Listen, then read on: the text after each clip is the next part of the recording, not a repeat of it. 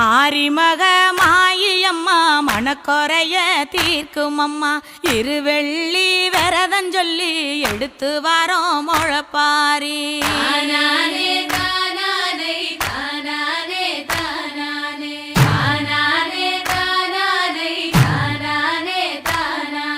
காத்து மட்டும் வந்து போகும் கட்ட பொம்மை கோட்டை போல வெயில் பட ஓல பின்னி விதைச்சு வச்சோம் முழப்பாரி